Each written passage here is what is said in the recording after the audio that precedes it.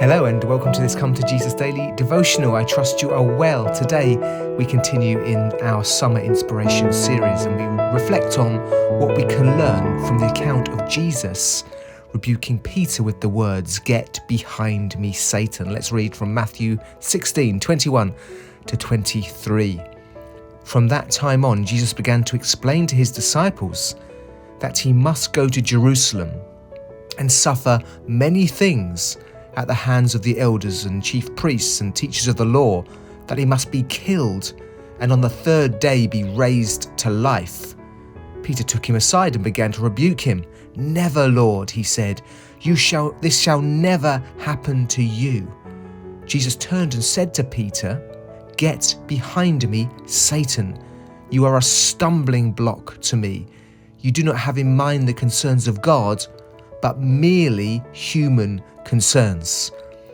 This account, I'm sure, strikes all of us with its confrontational tone. Many people speak of Jesus in terms that paint him as always smiling and softly spoken, that he would never speak like this.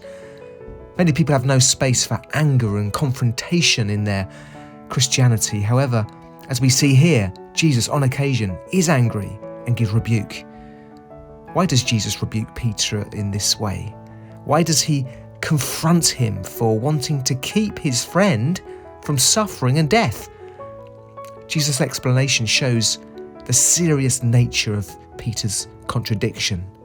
Let's think about this just briefly. Firstly, Peter was being influenced by Satan.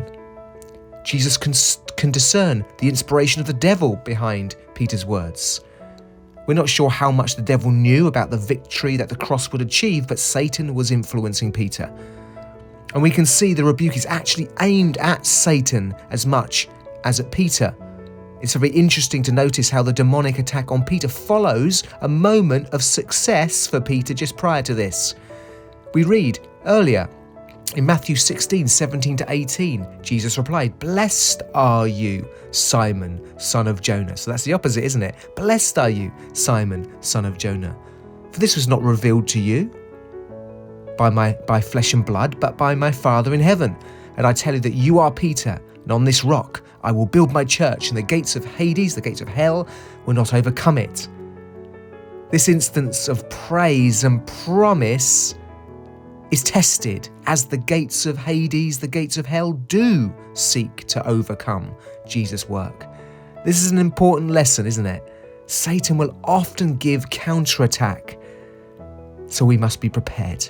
Not fearful, but we must be prepared. So firstly, Peter is being influenced by Satan. Secondly, Peter was tempting Jesus into rebellion. He tells Peter, "You are a stumbling block to me." Peter is allowing himself to be influenced by the demonic, was tempting Jesus to avoid the cross and disobey his Father. Peter, influenced by Satan, was tempting Jesus into rebellion, the same rebellion into which Satan, in the form of the serpent, had tempted Eve. Thirdly, Peter was wanting salvation without a cross. He reveals to Peter, "You do not have in mind the concerns of God, but merely human concerns." Peter had the understandable human desire to protect Jesus, and so audaciously corrects his Master and Lord.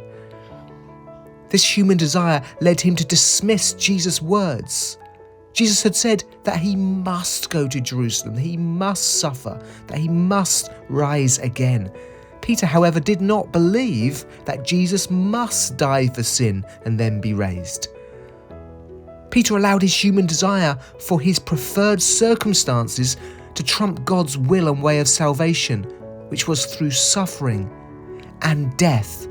And the devil will do all he can for each of us to believe in salvation without a cross. He would love nothing more than the church to take on a message which is salvation without the cross. The devil wants to inspire all of us to follow our concerns rather than the concerns of God. If we're not wary, we can choose to believe that our best life is one in which we don't have to believe in a crucified Saviour. We can be tempted into spirituality that has no message of the cross. This may seem kind, but it's demonic. We can be tempted into believing that our best life is found in focusing on our own concerns, rather than submitting our lives to God and praying, "Your kingdom come, your will be done." God bless you.